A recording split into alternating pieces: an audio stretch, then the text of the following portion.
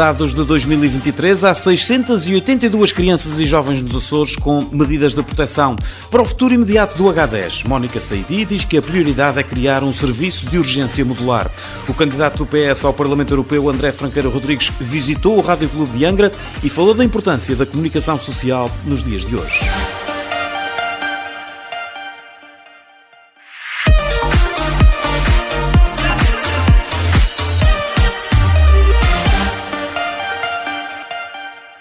O relatório do Comissariado dos Açores para a Infância revela um aumento da taxa de incidência de crianças e jovens em situação de perigo confirmado ou de potencial perigo na região. Em 2023 havia 1.090 menores em perigo e 2.525 crianças ou menores em potencial perigo. Paralelamente, as Comissões de Proteção de Crianças e Jovens aplicaram 685 medidas de promoção e proteção a 682 crianças e jovens no ano passado.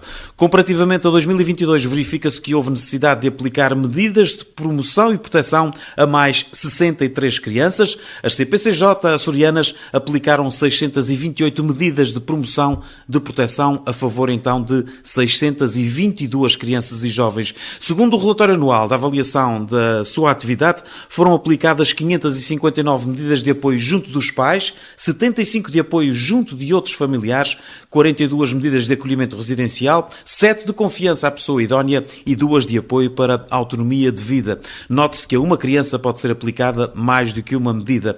Numa peça publicada no Açoriano Oriental de ontem, lê-se também de que no total das medidas aplicadas, as em meio natural de vida representaram um peso de 93,9%, que aumentou em relação ao ano anterior. O acolhimento residencial, por exemplo, diminuiu em relação a 2022, ano em que foi determinada essa medida a 48 menores açorianos. No ano em análise 2023, as comissões arquivaram 1.993 processos, dos quais 20% em fase de análise preliminar, 24,8% em fase de avaliação diagnóstica, 27,5% em fase de deliberação e contratualização e igual valor em fase de execução e acompanhamento. À semelhança de 2022, os principais motivos de arquivamento foram a não existência de legitimidade para a intervenção.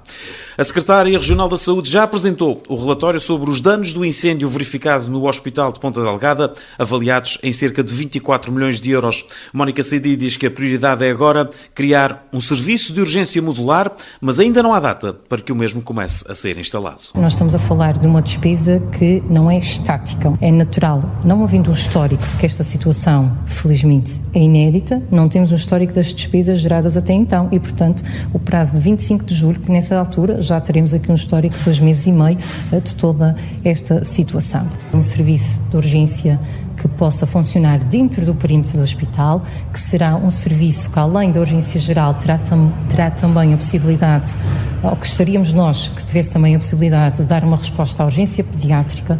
Naturalmente, havendo urgência, é expectável que haja a necessidade de existirem blocos operatórios no local, assim como camas de cuidados intensivos e intermédios. E, portanto, esta é uma matéria complexa. A estrutura de cerca de 10 milhões de euros deverá ficar instalada na zona do heliporto e avançar de forma faseada. O trabalho prévio de preparação pode mesmo atrasar o processo, mas o Governo Regional quer ter a funcionar ainda antes do final deste ano, ou seja, num espaço de menos de 3 meses, essa estrutura modular no espaço do Hospital do Divino Espírito Santo. Primeiro necessitamos das informações técnicas em relação à rede elétrica, aos esgotos e essas questões que terão de ser acauteladas. E também há a questão dos gases medicinais, para que depois os engenheiros nos possam ter aqui alguma estimativa. Como disse aqui, o que poderá atrasar essa instalação tem que ver com esta parte mais técnica de trabalhos prévios, sendo certo que, pelo aquilo que é o conhecimento de outras instituições que já instalaram,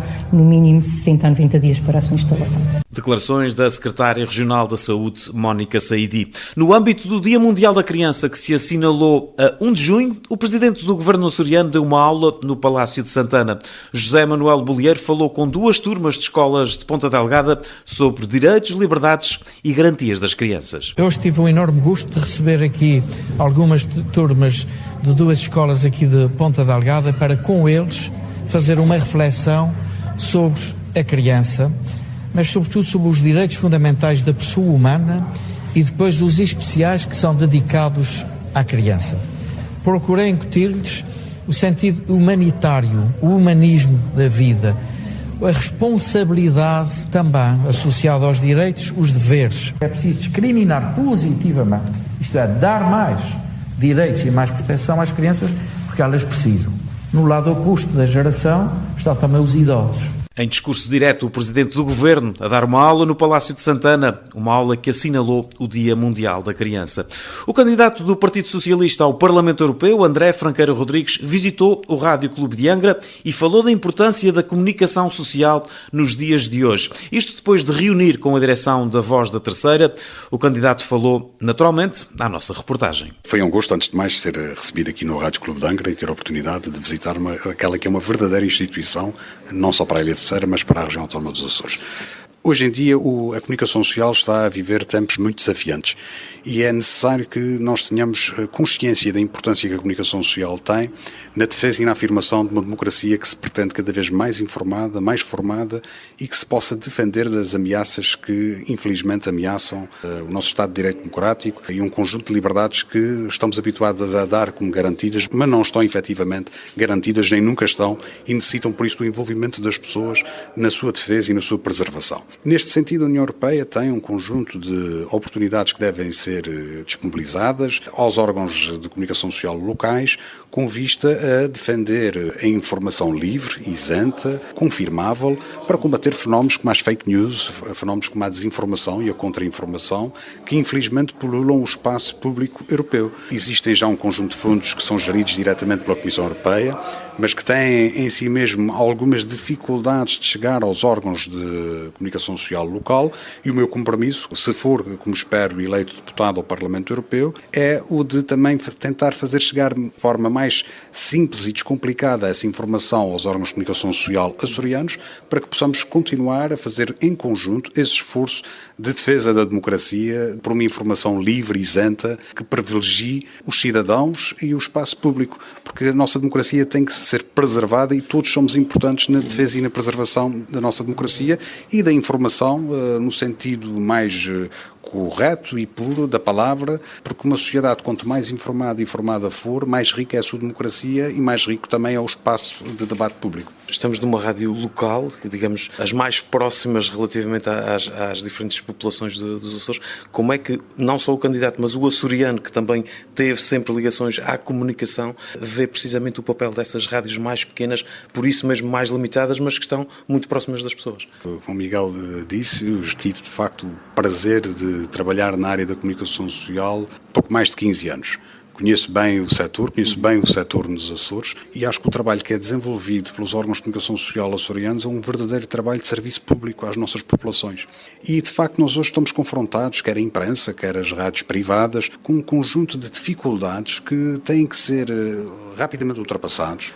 Temos que unir as diferentes entidades para fazer essa pedagogia e essa sensibilização, porque a proximidade é em si mesmo um valor que nós não podemos desperdiçar, porque é muito importante nesta era da comunicação termos informação globalizada ao dispor e à distância de um clique, como se costuma dizer, mas não podemos perder de vista a nossa informação local. É aquilo que também contribui para a nossa identidade, para a nossa cultura. E este serviço é um serviço fundamental que só os órgãos de comunicação social locais, como a Rádio Clube de Angra, podem prestar e por isso nós devemos também unir-nos na defesa da importância deste setor, porque ele é verdadeiramente importante para a nossa cultura, para a nossa identidade e para a nossa democracia. O candidato do Partido Socialista ao Parlamento Europeu, André Franqueira Rodrigues, que visitou o Rádio Clube de Angra. Foram as notícias da manhã nesta segunda-feira, dia 3 de junho. Eu sou o Miguel Sousa Azevedo. Tenha uma excelente semana e ouça sempre a Voz da Terceira.